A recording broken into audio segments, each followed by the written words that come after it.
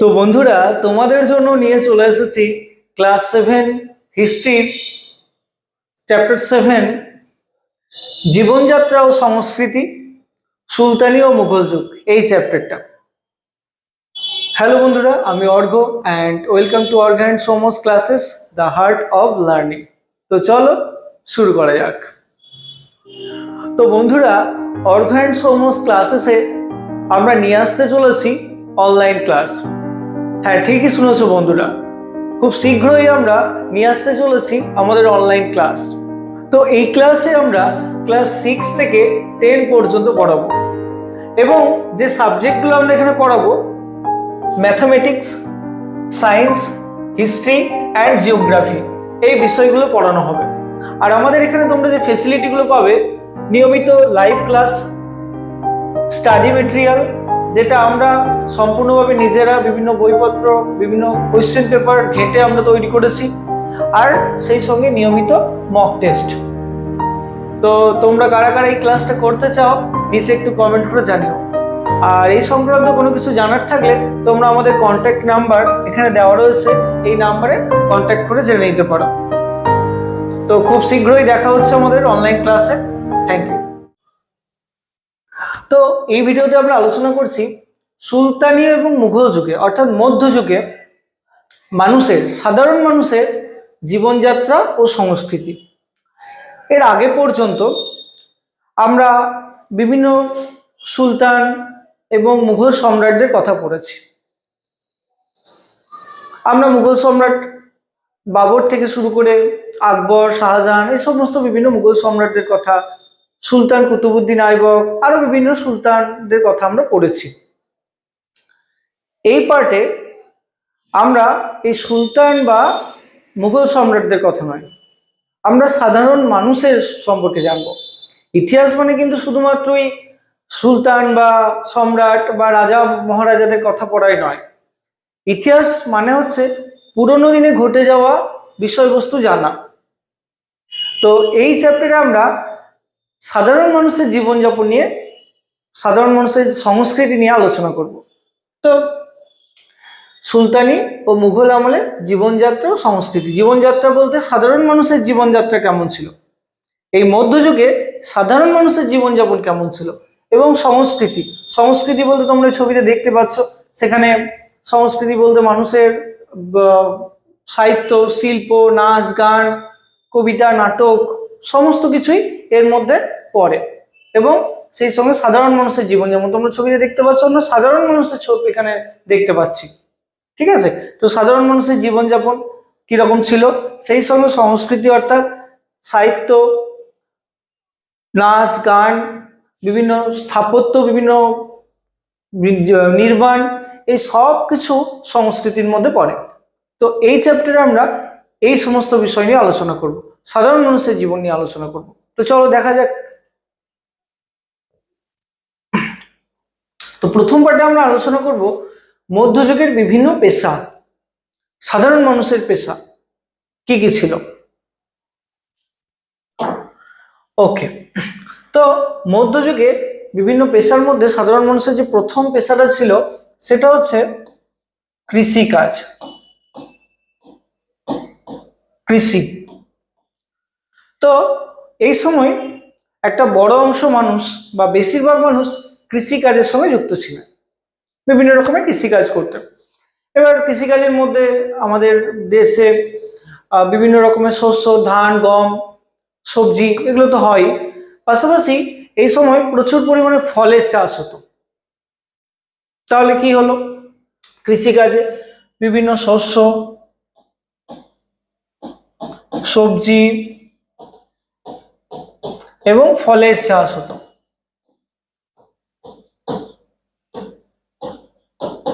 ফলের চাষ হতো। এক্ষেত্রে আমাদের কিছু ফলের চাষ আমাদের এখানে রয়েছে।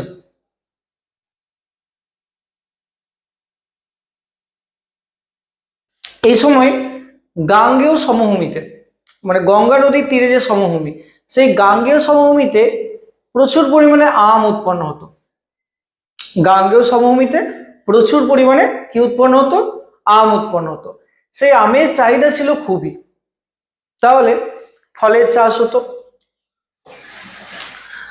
গাঙ্গেয়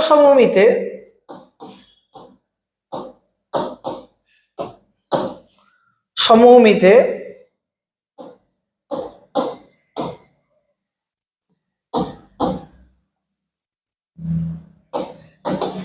উৎপন্ন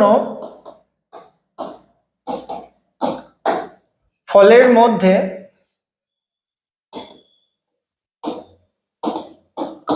আমের চাহিদা ছিল খুব বেশি।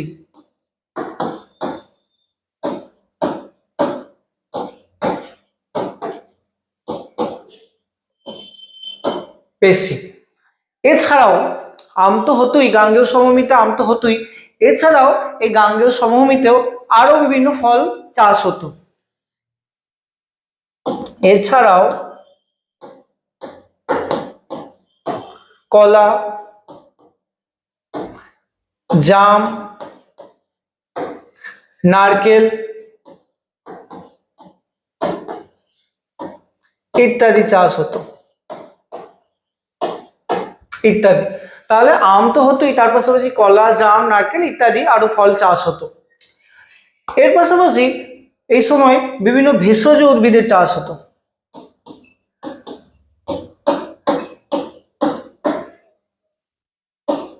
ভেষজ উদ্ভিদ মানে যে সমস্ত উদ্ভিদ থেকে ওষুধ তৈরি হয়,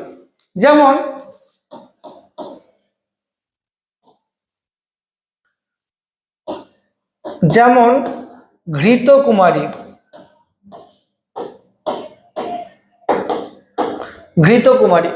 এর পাশাপাশি ছিল বিভিন্ন রকমের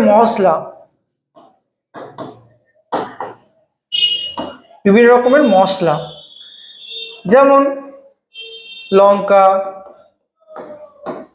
আদা এবং বিভিন্ন মশলা।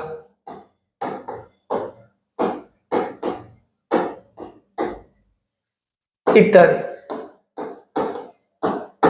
তো দেখো এইগুলো চাষ হতো, বিভিন্ন কৃষি শস্য, সবজি ইত্যাদি হতো, ফলের চাষ হতো। গাঙ্গেয় সমভূমিতে বিভিন্ন রকমের ফলের চাষ হতো, তার মধ্যে আমের চাহিদা ছিল সব থেকে বেশি। এর পাশাপাশি কলা, জাম, নারকেল ইত্যাদি ফলের চাষ হতো। ভেষজ উদ্ভিদ যেমন ঘৃতকুমারীর চাষ হতো। আরো বিভিন্ন রকমের ভেষজ উদ্ভিদ যেগুলো থেকে বিভিন্ন রকমের ওষুধ বা চিকিৎসার কাজে ব্যবহার হতো। বিভিন্ন মশলা, আদা, লঙ্কা এগুলো চাষ হতো। এর পাশাপাশি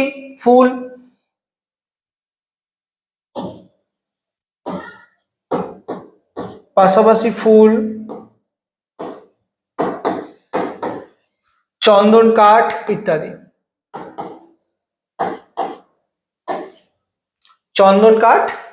চাষ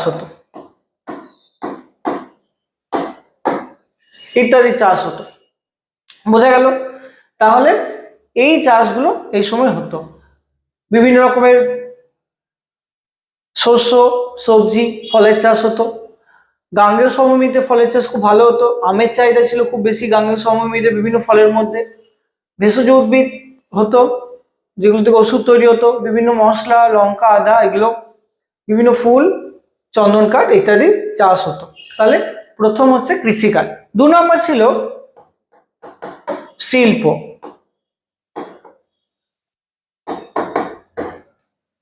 আচ্ছা, তো দেখো এই সময় মূলত বেশিরভাগ মানুষ কৃষিকাজের সঙ্গে যুক্ত ছিল। খুব বড় শিল্প এই সময় গড়ে ওঠেনি। বেশিরভাগ কৃষি পণ্যের উপর বা কৃষিজাত জিনিসপত্রের উপর নির্ভর করে বিভিন্ন শিল্প গড়ে উঠেছিল। তাহলে কৃষি পণ্যের উপর নির্ভর করে বিভিন্ন শিল্প গড়ে উঠেছিল। কৃষি পণ্যের উপর, পণ্য মানে হচ্ছে জিনিস, পণ্য মানে জিনিস, কৃষি পণ্যের উপর নির্ভর করে বিভিন্ন শিল্প গড়ে উঠেছিল।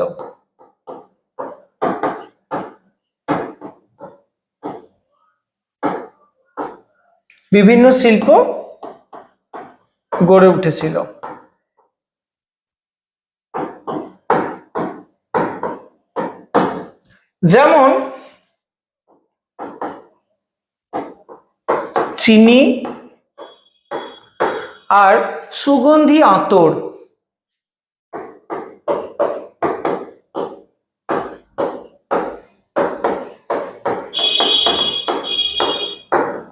এই দুটো শিল্প ছিল খুব বিখ্যাত, চিনি এবং সুগন্ধি আতর। ঠিক আছে, এই দুটো শিল্প। তবে বড় শিল্প যে একেবারেই গড়ে ওঠেনি তা নয়, বড় শিল্প গড়ে উঠেছিল। বড় শিল্প গড়ে উঠত মূলত নদীর তীরবর্তী অঞ্চলে, কারণ নদীর তীরবর্তী অঞ্চলে কাঁচামাল সংগ্রহ করা এবং তৈরি হওয়া জিনিসপত্র বিভিন্ন জায়গায় বিক্রি করা অর্থাৎ রপ্তানি করার অনেক সুবিধা ছিল। সেই কারণে নদীর তীরে কিছু বড় শিল্প গড়ে উঠেছিল। তাহলে নদীর তীরে বড় শিল্প গড়ে উঠলো কেন? কাঁচামাল আমদানি, কাঁচামাল জোগাড় করা এবং উৎপাদিত দ্রব্য যেগুলো শিল্পজাত বিভিন্ন জিনিসপত্র তৈরি হয় সেই জিনিসগুলোকে জলপথে বিভিন্ন জায়গায় বিক্রি করা অর্থাৎ রপ্তানি করার সুবিধা। এই জন্য নদীর তীরে কিছু বড় শিল্প গড়ে উঠেছিল। এই সুবিধাটা বাংলা এবং গুজরাটে বেশি থাকায় বাংলা এবং গুজরাটে বড় শিল্প গড়ে উঠেছিল। বোঝা গেল? তাহলে তবে নদীর তীরবর্তী অঞ্চলে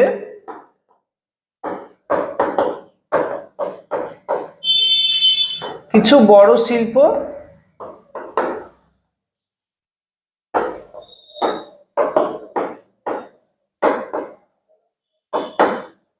গড়ে উঠেছিল।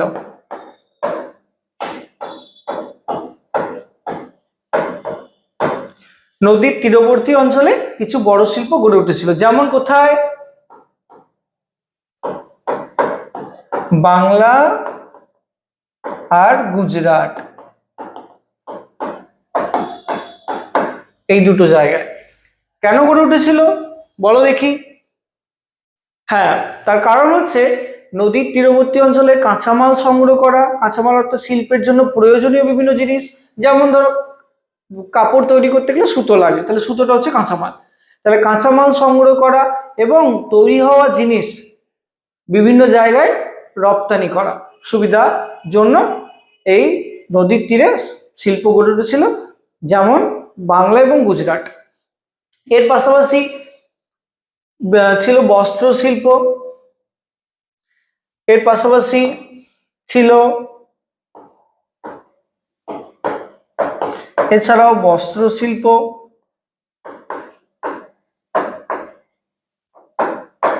বস্ত্র শিল্প ছিল আমাদের ভারতে খুব বিখ্যাত, বিভিন্ন রকম বস্ত্র তৈরি হতো, শাড়ি তৈরি হতো, বস্ত্র শিল্প এগুলো ছিল এই শিল্পগুলো। তাহলে শিল্প মূলত কৃষি নির্ভর শিল্প ছিল, বিভিন্ন কৃষিজাত দ্রব্য থেকে বিভিন্ন শিল্প তৈরি হতো, যেমন চিনি, সুগন্ধি, আতর। নদীর তীরবর্তী অঞ্চলে যেমন বাংলা গুজরাটে কিছু বড় শিল্প গড়ে উঠেছিল, বস্ত্র শিল্প ছিল বেশ ভালো। তো এইসব শিল্প, বস্ত্র শিল্প, আর ছিল ধাতু শিল্প, বিভিন্ন ধাতুর জিনিসপত্র এবং কাগজ শিল্প। তো এইসব শিল্পগুলো ছিল, বস্ত্র শিল্প, ধাতু শিল্প, কাগজ শিল্প। তো এই শিল্পগুলো তখন ছিল। বোঝা গেল? বেশ, এবার চলো তাহলে প্রথম হলো কৃষি, দ্বিতীয় হলো শিল্প। তোমরা চাইলে এটা একটু নোট করে নিতে পারো, একটু স্ক্রিনশট নিয়ে নিতে পারো। নিয়েছো স্ক্রিনশট? ওকে। আচ্ছা, এবার 3 নম্বর একটা পেশা ছিল, যেটা হচ্ছে কারিগরি শিল্প।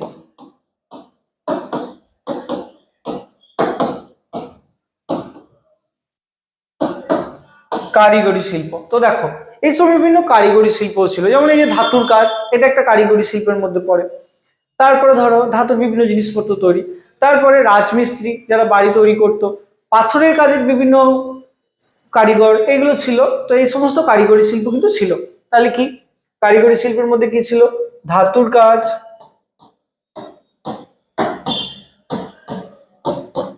রাজমিস্ত্রি,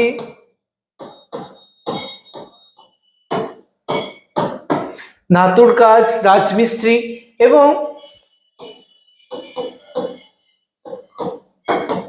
পাথরের কাজের কারিগর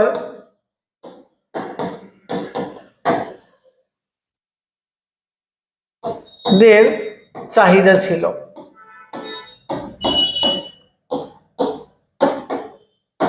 তাহলে এই এইগুলোর চাহিদা ছিল। ধাতুর কাজ, রাজমিস্ত্রি এবং পাথরের কাজের কারিগরদের চাহিদা ছিল। বোঝা গেল?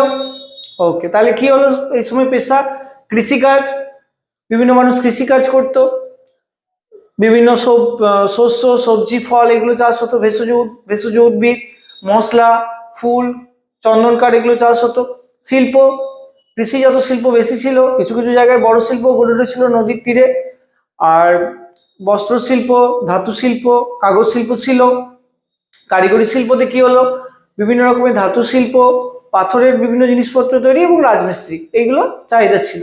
বোঝা গেল? তাহলে এই সমস্ত কাজ সাধারণ মানুষে করত এবং এই সমস্ত করে তারা জীবিকা নির্বাহ করত, অর্থ উপার্জন করত, টাকা রোজগার করত। বোঝা গেল? ওকে।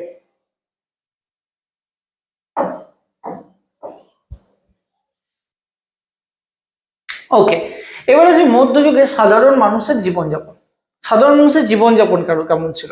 আমরা তো আগে বিভিন্ন সুলতান, সম্রাট এদের জীবনযাপন পড়েছি। তাদের বিশাল বিলাসিতার জীবন, তাদের অনেক সুযোগ সুবিধা, তারা চাইলে নিজেদের মতো করে যেটা ইচ্ছা তারা করতে পারতো।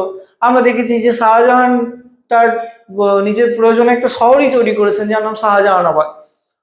কেউ বিশাল প্রাসাদ তৈরি করেছেন, কেউ কেল্লা তৈরি করেছেন, যেমন কুতুবুদ্দিন আইবক কুতুব মিনার তৈরি করেছেন। এরকম বিভিন্ন সুলতান সম্রাটরা বিভিন্ন কিছু তৈরি করেছেন। তাদের জীবনযাপনের একটা আলাদা একটা বিলাসিতা, একটা লাক্সারি ছিল। সাধারণ মানুষের জীবন কি সেরকম ছিল? চলো দেখি। তো সাধারণ মানুষের জীবন ছিল খুবই সাধারণ। এটাই হয় সবসময়, এখনো যদি তোমরা দেখো আমাদের মতো যারা সাধারণ মানুষ, তাদের আমাদের জীবন খুবই সাধারণ। যারা বড় বড় মানুষ, নেতা, মন্ত্রী, খেলোয়াড়, সেলিব্রিটি, তাদের জীবন একরকম। আর আমাদের মতো সাধারণ মানুষ, তাদের জীবন খুবই সামান্য, সাধারণের মধ্যে দিয়ে চলে। তো এই হচ্ছে ব্যাপার। তো তখন ব্যাপারটা আরো কঠিন ছিল, তখন সাধারণ মানুষের জীবন আরো খুবই সামান্য ছিল। তো সাধারণ মানুষের জীবন চলো এবার দেখি কি। তো প্রথম হচ্ছে খাদ্য। সাধারণ মানুষের খাদ্য কি ছিল? খাদ্য। তো দেখো, সাধারণ মানুষের খাদ্য ছিল খুবই সামান্য। আমরা এখন দিনে অন্ততপক্ষে 3বার থেকে 4বার আমরা খাওয়া দাওয়া করি। তখনকার দিনে মানুষের অতটাই আর্থিক অভাব ছিল যে মানুষ দিনে মাত্র একবার খেতে পেত। তারা দিনের বেলায় হয়তো সকালবেলায় হয়তো মাঠে চাষের কাজে যেত, চাষের কাজে ফিরে আসতো বিকালবেলায়, সেই বিকালবেলায় বাড়ি ফিরে তারা একবার মাত্র খিচুড়ি খেতে পেত। এবং প্রতিদিন তারা খিচুড়ি খেতে হতো তাদেরকে, তাদের কাছে আর অন্য কিছু খাওয়ার মতো তাদের কাছে সামর্থ্য থাকতো না। এবং একটা বিষয় জানা গেছে যে এই সাধারণ মানুষ মধ্যযুগে মাংসের স্বাদ কেমন সেটা কোনোদিন চেখেই রাখেনি। তাহলে বোঝো কতটা তাদের জীবনে মানে অভাবের মধ্যে দিয়ে চলতে হতো। তাহলে সাধারণ মানুষের খাদ্য ছিল কি? সাধারণ মানুষের খাদ্য ছিল একঘেয়ে খিচুড়ি।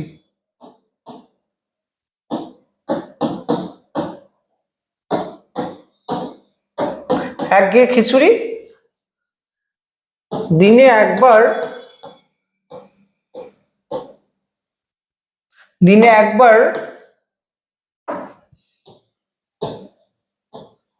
একবার মাত্র বিকেলে তারা এটা খেতে পেত।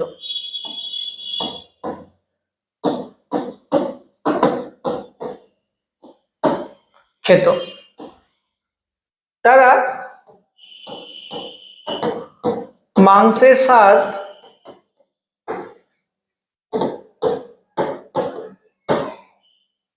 কখনো দেখেনি। তাহলে এই হচ্ছে সাধারণ মানুষের জীবন। তারা দিনে একবার মাত্র বিকেলের দিকে কাজ সেরে আসার পর তারা খিচুড়ি খেত এবং তারা কখনো মাংসের স্বাদ বা কোনো ভালো খাবারের স্বাদ কখনো তাদের দেখার সুযোগই হতো না। তাহলে এটা গেল তাদের খাদ্য। 2 নম্বর চলো দেখবো আমরা পোশাক, কিরকম তাদের পোশাক ছিল।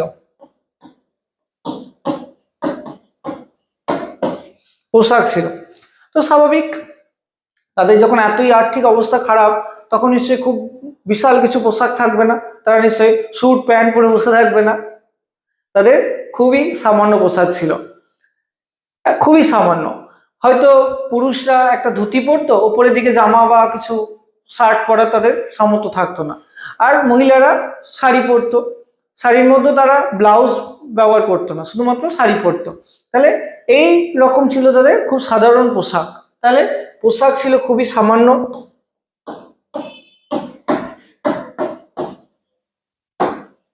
খুবই সামান্য, এবং তাদের একটা বা দুটো চাদর থাকতো, একটি বা দুটি চাদর থাকতো, একটি বা দুটি চাদর থাকতো, একটি বা দুটি চাদর থাকতো, সেটাই তারা গায়ে নিত, আবার পেতে শুতো,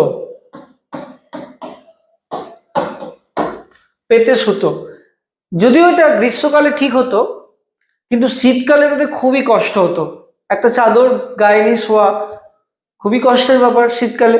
তো এইটা ছিল তাদের ব্যাপার। তাহলে পোশাক খুবই সামান্য, একটা বা দুটো চাদর থাকতো, গায়ে দিত তারা সেটাই, এবং বিছানায় পেতে শুতো, এবং সেটা গরমের দিনে ঠিক হলো, শীতকালে তাদের খুবই সেটা কষ্ট হতো। বেশ, এবার 3 নম্বর হচ্ছে আসবাব।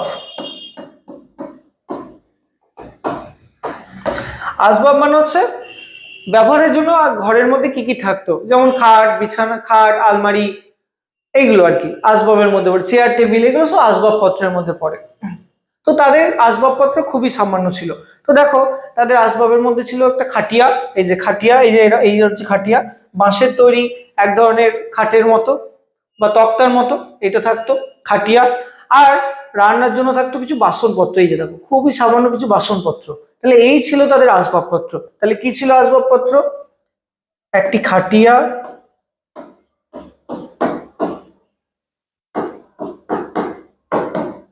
আর কিছু বাসনপত্র, খুবই সামান্য ব্যাপার। এই ছিল তাদের আসবাবপত্র।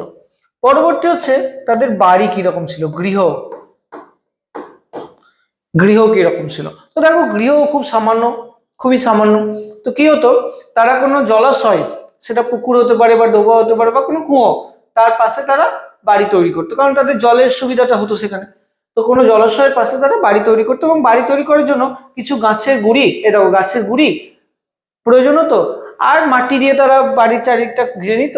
আর চাল ছাইবার জন্য তারা খড়ের চাল করতো, চাল ছাইবার জন্য খড়। তাহলে এই ছিল তাদের বাড়ি তৈরির উপকরণ। কোনো বিশাল কিছু বাড়ি তৈরির জন্য সিমেন্ট, বালি, পাথর, মার্বেল পাথর, টাইলস এসব কিছু লাগতো না, খুব সামান্য উপকরণ দিয়ে তারা বাড়ি বানিয়ে ফেলতো। তাহলে কি হতো, বাড়ি, গৃহ কি ছিল, জলাশয়ের ধারে,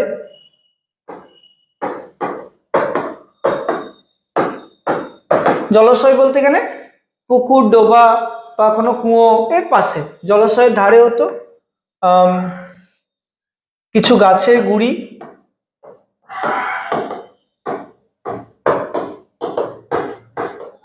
কিছু গাছের গুঁড়ি, আর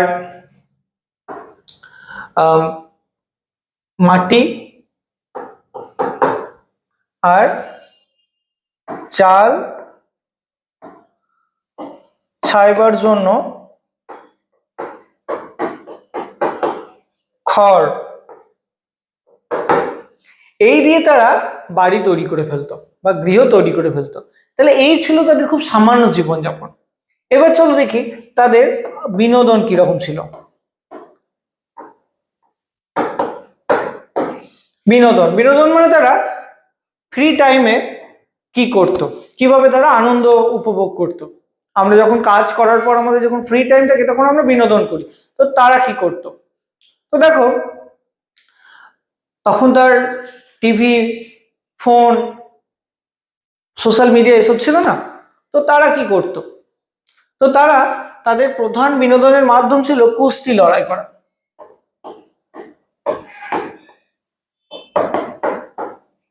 কুস্তি লড়াই দেখবো এখনো অনেক সময় দেখা যায়, আখাড়া থাকে, সেখানে সেই ল্যাঙ্গট পরে কুস্তি লড়াই করা হয়। তো সেই কুস্তি লড়াইটা তাদের ছিল প্রধান বিনোদনের মাধ্যম, যেটা এখনো আছে। দেখবে দাঙ্গল সিনেমা যদি দেখে থাকো, সেখানে দেখবে কুস্তি লড়াই আছে। তো এই কুস্তি লড়াইটা তারা করতো। এছাড়াও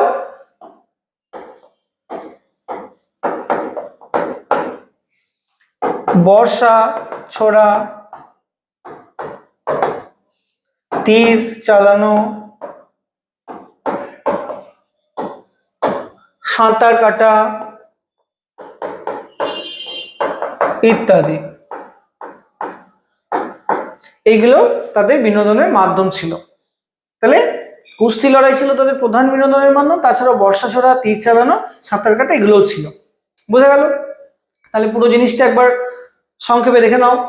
খাদ্য, খুবই সামান্য খাদ্য থাকতো, দিনে একবার মাত্র খিচুড়ি খেতে পেত। এতই গরিব ছিল যে মাংসের স্বাদ কখনো তারা চেখে দেখেনি।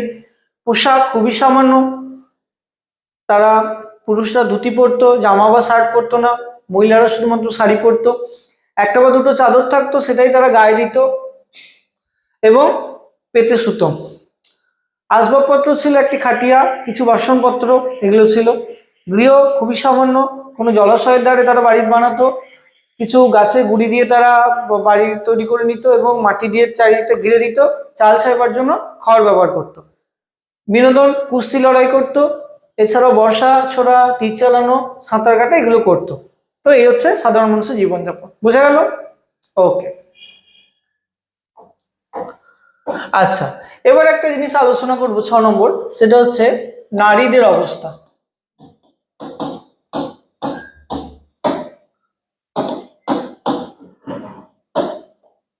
নারীদের অবস্থা। তো দেখো, এই সময় নারীরা সমাজে নারীরা ছিল পুরুষদের পরে, পুরুষরা ছিল প্রধান, পুরুষতান্ত্রিক সমাজ, তারপরে পুরুষদের পরে নারীরা ছিল।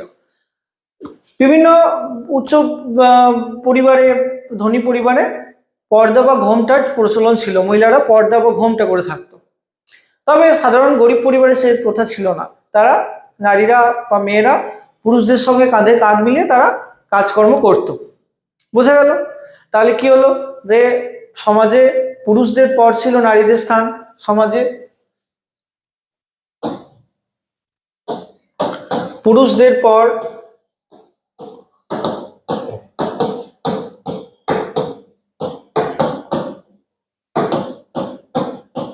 নারীদের স্থান ছিল, পুরুষদের পর নারীদের স্থান ছিল। পর্দা বা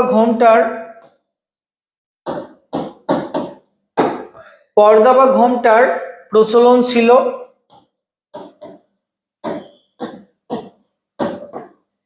পর্দা বা ঘোমটার প্রচলন ছিল, তবে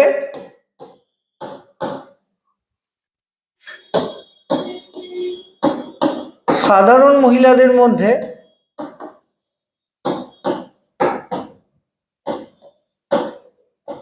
ছিল না। বোঝা গেল? সাধারণ মহিলাদের মধ্যে ছিল না, কারণ তাদেরকে পুরুষদের সঙ্গে কাঁধে কাঁধ মিলিয়ে কাজকর্ম করতে হতো, সেটা চাষের কাজ হোক বা বাড়ির বিভিন্ন কাজকর্ম হোক, সেটা করতে হতো। তাই সাধারণ গরিব পরিবারের মধ্যে এই পর্দা বা ঘোমটার প্রচলন ছিল না। বোঝা গেল? ওকে,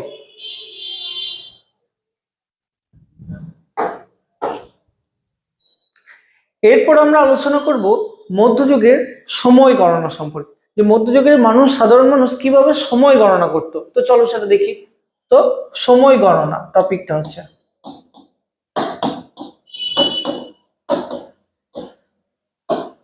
সময় গণনা। তো দেখো, মধ্যযুগের দিন রাতকে ভাগ করা হতো 8টি প্রহরে। 8টি প্রহরে। কটা প্রহরে? 8টা প্রহরে। এক প্রহর সমান 3 ঘন্টা।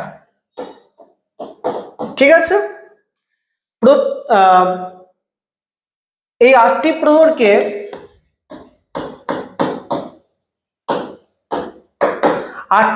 আবার ভাগ করা হতো 60টি ঘড়িতে। ঘড়ি বলতে কিন্তু আমাদের যে ঘড়ি দেখি সেই ঘড়ি না, ওদের একটা সময়ের হিসাব। যেমন আমরা ঘন্টা, মিনিট, সেকেন্ড এগুলো করি, ওরা সেরকম ঘড়ি একটা তাদের সময়ের হিসাব বা একক, সময় নির্ণয়ের একক একটা ঘড়ি। তাহলে 8টা প্রহর, 1 প্রহর সমান 3 ঘন্টা, 8টা প্রহরকে ভাগ করা হচ্ছে 60টি ঘড়িতে। ঠিক আছে, তাহলে একদিন সমান কিন্তু 60 ঘড়ি, মানে 24 ঘন্টা সমান 60 ঘড়ি। যেমন আমরা হিসাব করি সেরকম ওরা করতো 60 ঘড়ি। আর 1 ঘড়ি সমান 24 মিনিট। 24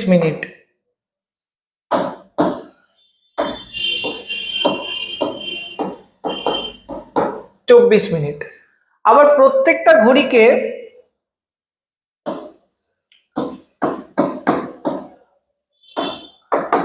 ভাগ করা হতো 60টি পলে। 60টি পল। তাহলে দেখো, দিন রাত্রিকে 8টি প্রহরে ভাগ করা হতো, 1 প্রহর সমান 3 ঘন্টা। 8টি প্রহরকে আবার 60টি ঘড়িতে ভাগ করা হতো, 1 ঘড়ি সমান 24 মিনিট। আবার প্রত্যেকটা ঘড়িকে ভাগ করা হতো 60টি পলে। এইভাবে দিন রাত সমান হতো 3600 পল। তো এইভাবে তারা সময় নির্ণয় করত। বুঝা গেল? এইভাবে তারা সময় নির্ণয় করত। তো এই ছিল মধ্যযুগের সাধারণ মানুষের জীবনযাপন। তো ভিডিওটা কেমন লাগলো নিচে অবশ্যই কমেন্ট করে জানিও। তোমাদের কমেন্টগুলো আমাদের অনেক মোটিভেট করে। আর ভিডিওটা যদি ভালো লেগে থাকে এবং একটু উপকার হয় তো প্লিজ আমাদের চ্যানেলটিকে সাবস্ক্রাইব করে নিও। আর সেই সঙ্গে পাশে থাকা বেল আইকন প্রেস করে অল নোটিফিকেশন অন করে রেখো। আর ভিডিওটা বন্ধুদের সঙ্গে শেয়ার করতেও ভুলো না, কারণ শেয়ার করলে জ্ঞান বাড়ে। और इसके साथ प्यार भी शेयर करते रहिए। Thank you so much.